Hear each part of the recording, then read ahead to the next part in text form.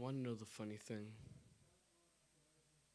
God uses the worst of people to do the best of things.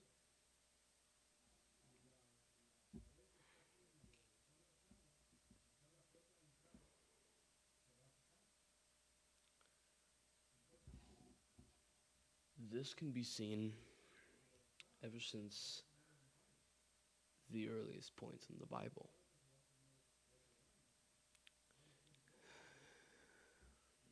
Noah. God used Noah to save all of humanity from evil. Well, not from evil, sorry, from the flood, basically. Which Noah was chosen, specifically Noah and his family were chosen to be the ones spared from the flood.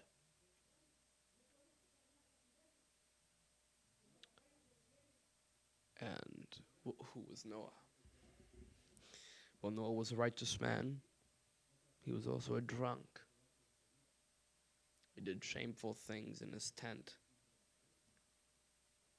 He drank wine until he lay naked in his room. He was an alcoholic. Yet God still used him. Knowing that Noah would eventually become an alcoholic, God still used him for good. Abraham, descendant of Noah. God chose Abraham to be the father of many nations.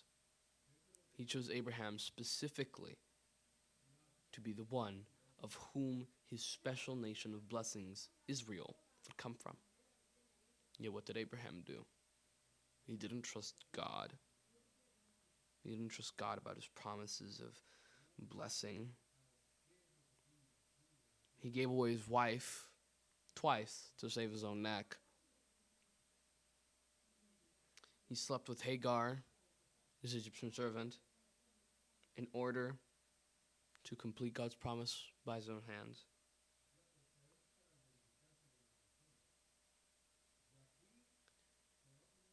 Abraham was a coward, and God still used him. God gave him a son, Isaac, at old age, and he used him to eventually bring Jesus into the world and to save us from our sin. Isaac, Abraham's son, just as much as a coward as his father. Jacob, who would later be named Israel, deceiver, quite literally what his name means, deceiver. He tricked his brother Esau into giving him the birthright, and he lied to his old, blind, and dying father simply to get the birthright for himself.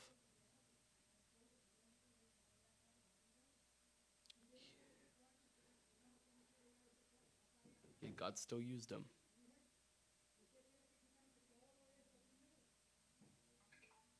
God still used him in order to make the children of Israel a reality.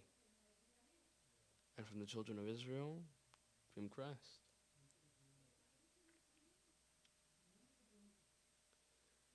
The 10 patriarchs, sons of Jacob,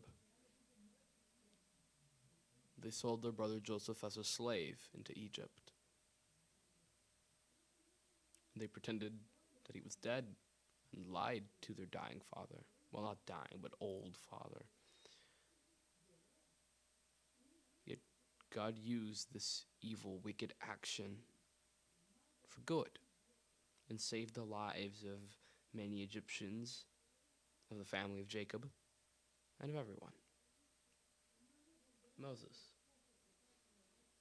He was a murderer. Killed a man in cold blood and hid his body in the sand, hoping that nobody would notice until the next day when he realized that people knew. Moses was also a coward, like his forefathers.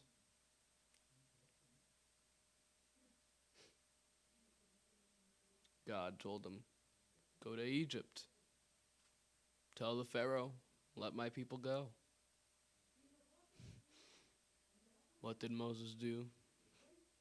He tried, oh Lord, I can't speak good. Oh Lord, this, oh Lord, that. He was afraid. He didn't want to follow God's command. And he continued cowardice despite all that God did. He was old. He had led the Jews into wilderness for 40 years, and just still he didn't get it. God tells him, speak to the rock to get water out. Yet Moses decides to not speak gently to the rock. Instead, he roughly hits the rock twice. And he gets really angry at the people of Israel, and he says, hey, do I and Aaron have to just get this water out of the rock for you? He got really angry. Moses was short-tempered. He was a coward and a murderer. Yet God still used him for good to deliver the children of Israel out of Egypt, to ensure the safety of his children. Balaam, Canaanite priest, the worst of the bunch, basically. He was a Gentile. He sacrificed children, worked for the king of Moab, yet God used Balaam to bless the children of Israel. Despite the fact that he was a Canaanite, he probably sacrificed children. He worked for the king of Moab. Worse, he was an animal abuser as well. God still used him. The judges, morally flawed in every turn. From Ehud to Samson, all of those judges were morally gray, to say the least. Yet God still used them to save the people of Israel. Oh, right, I've not even talked about Israel yet. Israel. Time and time again, despite all that God did for them, the people of Israel still rebelled. They still forgot about God. Yet God still saved them each and every time. Even during the exile, he still brought them back. King David, murderer and cheater. I mean, he sleeps with another man's wife, then proceeds to kill that man. Yet God still used him as a king to rule over Israel, and from him the Messiah would come. Humanity as a whole is the greatest example of them all of this. God creates humans with the desire for them to be just like him, to act just in his image, for them to bless each other, to create life, to love, to take care of the earth, its plants, and its animals. And look at us now. We don't love each other. One controversial thing, one different idea can get you killed. We kill each other. We do not care for one another. Greed controls our lives. From the greed of lust to the greed of becoming rich, for the greed of power. Every single sin comes from our greed, our pride. We don't take care of the earth. Have you seen the situation right now? I mean, people are theorizing that we're basically doomed. With stuff like Biden's new project that I don't care enough about to remember the name of. Global warming. We've wrecked this earth. We've ruined it. Instead of loving one another and taking care of the earth, we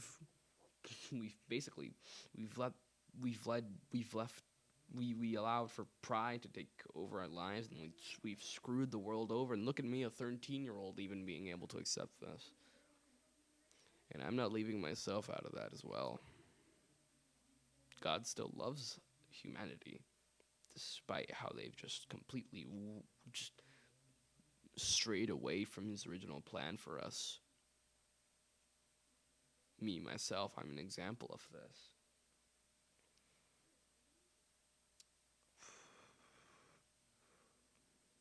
I'm sort of uncomfortable talking about this, but to say the very least, I am a sinner in all rights. I've done bad stuff to people, to myself, just in general, bad stuff. Yet God still uses me as a light, as a beacon to his love, despite the fact that I've screwed up time and time again. Ain't that beautiful? Despite how many times we screw up, God still loves us. He still uses us for his plans. He still loves us. He cares for us as his own. Remember that it's never too late. It's never late to turn back to God. He's always ready with his arms wide open, ready to accept you. God cares for us deeply and loves us deeply despite all of our failures. And that's the great love and mercy of God. So, the least I can do is talk to you about this love and mercy. And one good way is through the series that I'm working on of explaining the entire Bible in 7 parts. More like 70 parts now. Well, this message may be short, but it has to be said. May the Lord bless you and keep you. May he protect you. Remember to always give thanks to him. Whether it's a good day, pray. Whether it's a bad day, pray. Remember, always stay connected to God. Remember that Jesus loves you. And so do I. God bless.